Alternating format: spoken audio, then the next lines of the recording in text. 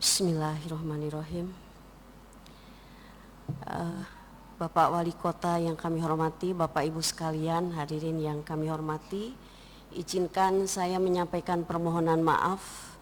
Kepala Perpustakaan Nasional sekiranya akan hadir di tengah-tengah kita, namun tadi tepat jam 11.30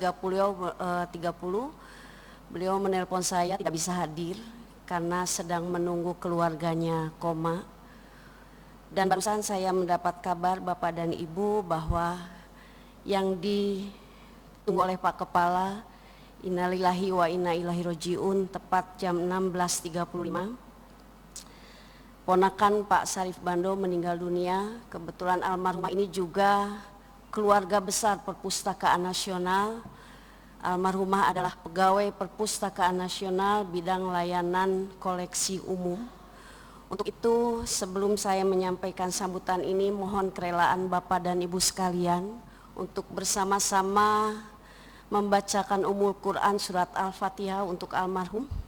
Semoga almarhum husnul khotimah dan keluarga yang ditinggalkan senantiasa diberikan kesabaran dan kekuatan iman. Khususon ila ruhi Marhamah binti Mantasa. Al-Fatihah. Auzubillahi minasyaitonir rajim. Bismillah.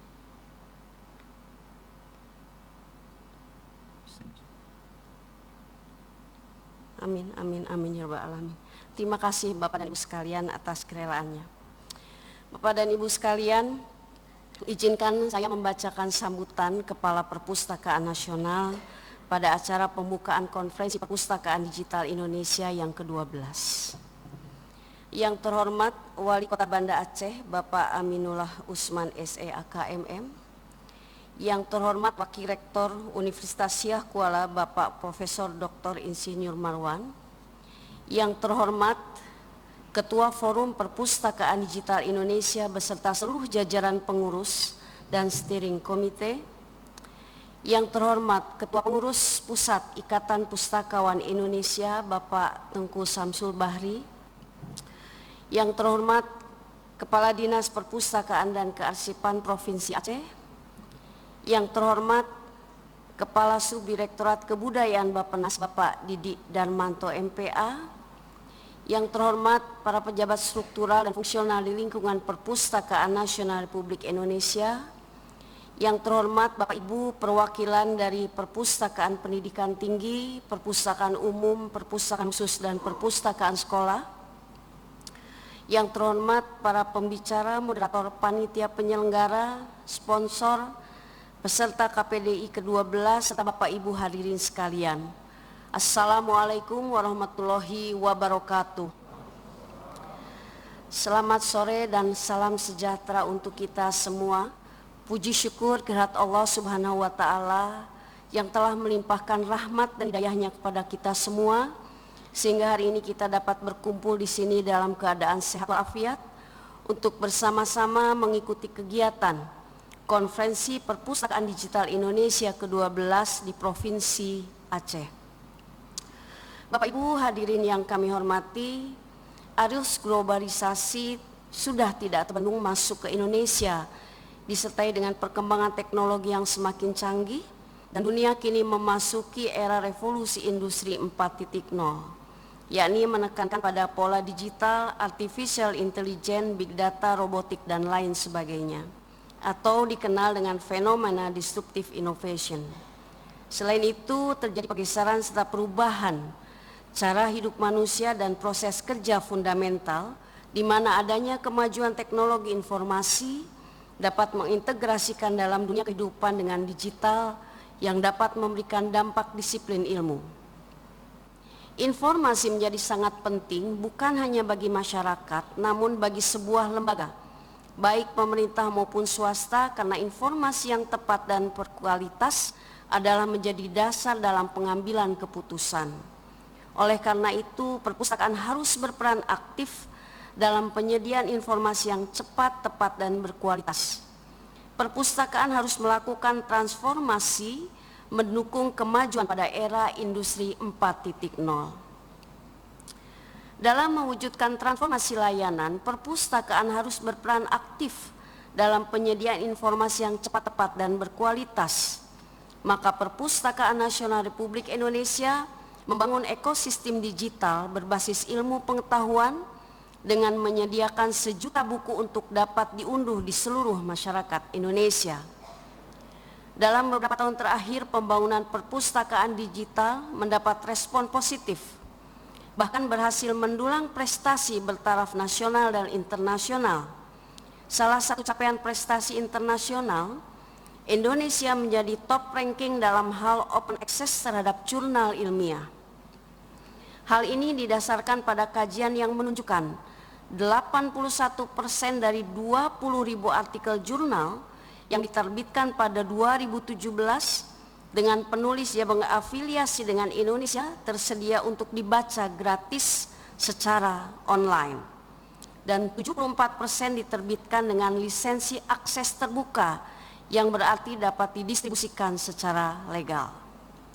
Salah satu fungsi Perpustakaan Nasional adalah sebagai pusat jejaring perpustakaan.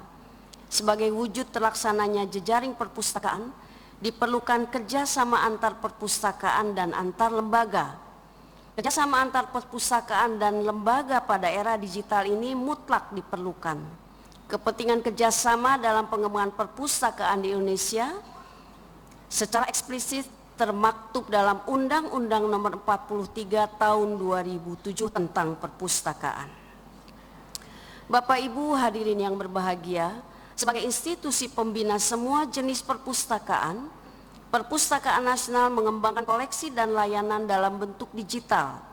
Kebijakan Perpustakaan Nasional dalam mengembangkan koleksi digital adalah: 1. Layanan keanggotaan online akan mempermudah masyarakat dalam melakukan pendaftaran keanggotaan Perpustakaan Nasional dimanapun mereka berada. B. Pemanfaatan jurnal ilmiah elektronik atau e-resources dengan 106.473 judul e-jurnal dan e-book sebanyak 283.964 judul. C. Pusat Jejaring Repositori Digital atau Indonesia OneSearch saat ini terdapat 7.909.105 entry unik dan 10.297.210 entry, serta mitra jejaring yang sudah tergabung, institusi 1.229, mitra perpustakaan 1.624, serta repositori ada 6.076 dan total kunjungan pemustaka sebanyak 7.553.537. Berikutnya adalah iPusnas. iPusnas ini adalah aplikasi mobile perpustakaan digital berbasis digital right management yang memiliki koleksi 59.485 judul dengan 619.726 eksemplar dan rata-rata peminjaman setiap harinya 6.800 buku yang dipinjam.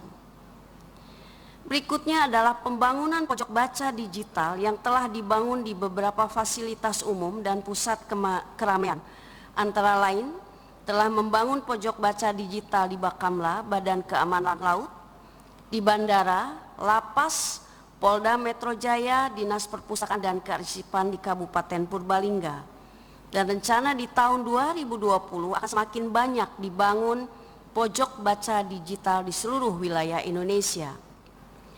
Dan terakhir adalah layanan Hasanah Pusaka Nusantara atau Kastara, konten digital hasil alih media koleksi khusus Perpustakaan Nasional sudah ada sebanyak 10.017 judul.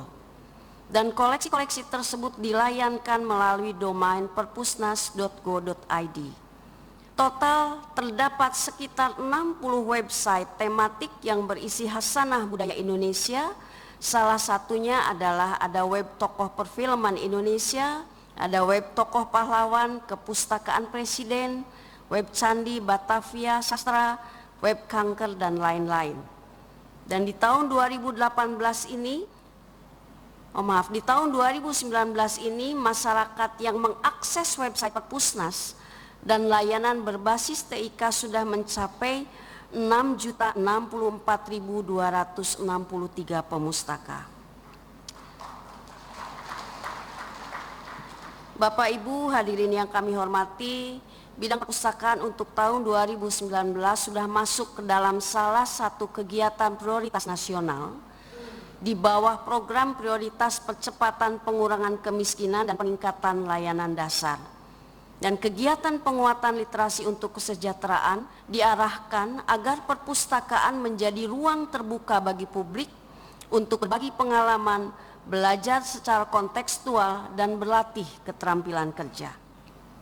Dan Bapak Ibu hadirin yang kami hormati, demikian beberapa butir penting yang dapat saya sampaikan dalam sambutan pembukaan konferensi ini.